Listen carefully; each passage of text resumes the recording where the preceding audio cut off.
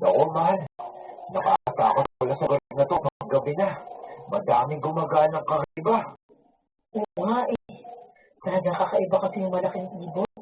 Makita ko hindi na tao. At ayun, nandun sa kanya nito. Naku, siya. Anong klase yung mga nilalang yan? Alam kaya tali doon na ang mga customer niya yung ganon? Eh, siguro. Lalo na kung hindi naman niya nakikita. Huwag mong pagsasabi kahit kanino ang nakita mo. Baka kapag nalaman ng mga yan na sinabi mo ang iyong nakita, balikan ka nila tapos gawan ka na hindi maganda. Naisip ko na tama ang sinabi ni Arturo, Miss Flor. Kaya anuman ang aking tuklan ng gabi yun, tungkol sa dalawang customer ni Flor, hindi ko na lang.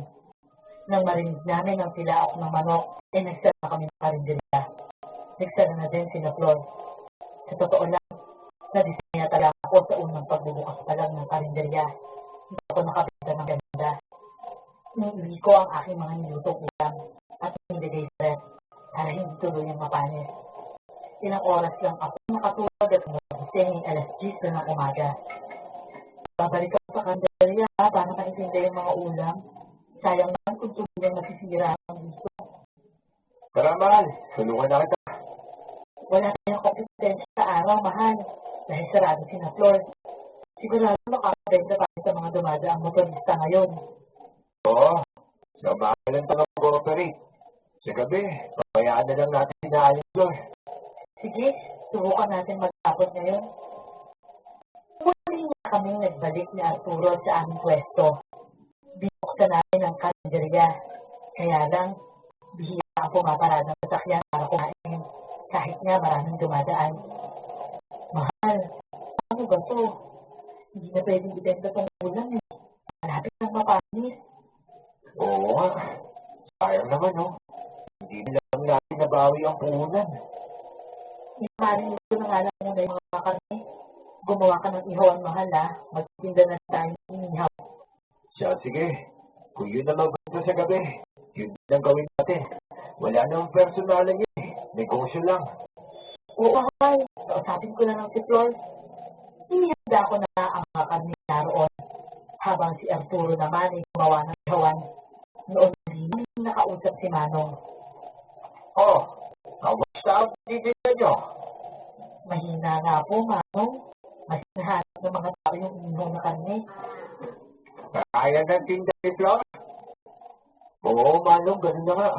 Nasira lang yung tinda namin eh. Lahat na nagtinda dito ay nalugi. Kasi ang karinderya lamang ni Flor ang tinatayo ng mga customer dito. Oo nga po, Manong eh. Nakita ko na kagabi. Mukhang sikreto, no? Diba sinabi ko na kayo yun? Yung mga inihaw niyang karne, yun yung madalas na dinatayo ng mga customer. Ang sarap kasi nun at ang bango kapag niluluto na. Yun na nga po eh. Namoy ko rin gabi. Pero ano kaya yung sikretong sangkap na ginagamit nila? Kaya alam po ba kayo, Manong? Hindi nila binibigay ang sikreto nila. Ayoko rin naman magsalita, lalo na kung wala naman ako sa pagkakatibayan. Pero nung nagtitinda kayo, Manong, wala ba kayo napansin sa mga customer nila? Pero, marami ako napapansin kakaiba. Pero kagaya nga na aking sinabi, mahirap magbitaw ng salita na walang sapat na basahan. Kagabi po kasi, may nakita kami kakaiba. Kagaya ng ano, iha. Malalaking ibon ho. Tapos nung bumaba dun sa likuran ng bahay nyo, nakita ko ang tao. Kakaiba talaga, nakakatakot. O naman po, malaking aso yung nakita ko. Isip ko tuloy na parang may aso gabi. Tapos tumunod din sa karinderya ni Flor. Nung kumain ng mga inihaw na karne, naisip ko tuloy, meron siyang mga aso na customer. Oh, sabihin ko yan siya ba? Sige nyo, may maniniwala sa inyo, lalo na pareho kayo ng negosyo. Sasabihin lang nila na sinisiraan mo si Flor. Ano pa? Kayo na rin nagsabi na mga tao yun, nakita niyo kumakain doon. Hindi naman ano nga libaw, di ba? Sino mapapanya? Kaya ako nananahimik na lamang. Kung kaya, hindi ko na lamang pagtitinda. Sa bagay nga po, Manong. Basta, ano bang yung nakita nyo, ilihim nyo na lamang para wala kayong problema. Tsaka, wala na ba sila kailangan masamang laban sa inyo, di ba? Naisip ko tama ang sinabi ni Manong. Kahit ano pa ang maging customer ni Flor, wala naman ang pakialam. Lalo na nga at lagi naman silang ginagawang masama sa akin. Kaya naman naisip ko na ayusin na lang ang mga kanya na sising mamayang gabi. Nang kumagat na nga ang hindi may binuksan na puro ang aming karinderya, inilagay ko na sa istante ang mga paninda namin ng mga karne ng baboy na maghapon na nakamarinig. Hanggang sa nung dumating na 2 customer. Ate, order nga po na iniho na kami. Sige po sir, sige ka nga. Mauna muna kayo. Isa din po sa akin, ma'am. Sige, konti paghintay lang. Kaagad may sinabi ni Arturo sa ihawa ng 2 order ng karne. Nagbabala na ang uling ng mga sandali yun. Kaya naman mabilis na naluto ang order ng 2 customer. Ito na po yung order niya mga sir. Ayos, gugutom na nga po eh.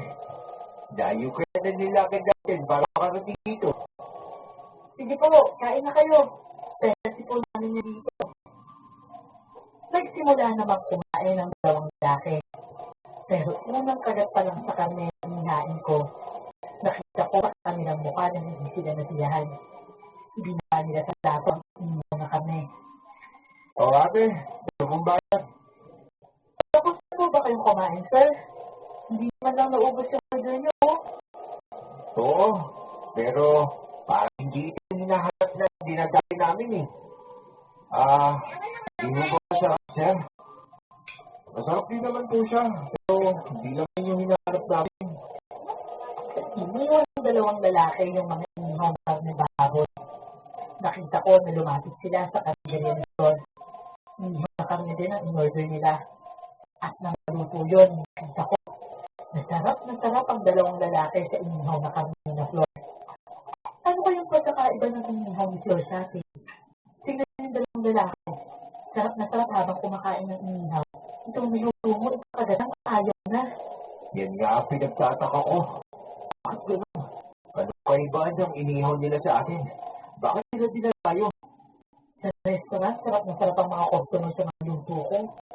Pero ngayon, puro parang hindi ko na alam kung anong nangyayari. Masarap naman itong inihaw natin, mahal ah. Dahil kumain ko rin ng 2 para malaman ko kung may problema. Masarap naman. Eh kung gano'n, anong meron sa inihaw nila na wala sa atin? Alamin ka, mahal. Naupo na lamang ako sa siyang naroon. Nalumbaba habang nakatingin sa karinderya ni na Flor. Nakatuling na dinudurog ng mga dumarating na customer. Naisip ko, bukas masisira na naman ang mga paninda ko kapag hindi nabili ngayong gabi. Mahal, ano kaya kung bumili tayo ng inihaw ni Aling John? Para naman malasahan natin kung ano meron doon. Pero ba, mahihinig ka, Arturo? Para mo na rin ako umintuto niyan. May tinda tayo pero hindi ka sa kanila. Para lang naman malaman ko kung ano lasa ng inihaw niya. Ngayon lang mangyari na may customer hindi nasapan sa minuto ko. Makakapagtaka na talaga. Kaya mabibili ako ng paninda nila para matikman at malaman ko. Eh, bahala ka kung anong gusto mong gawin.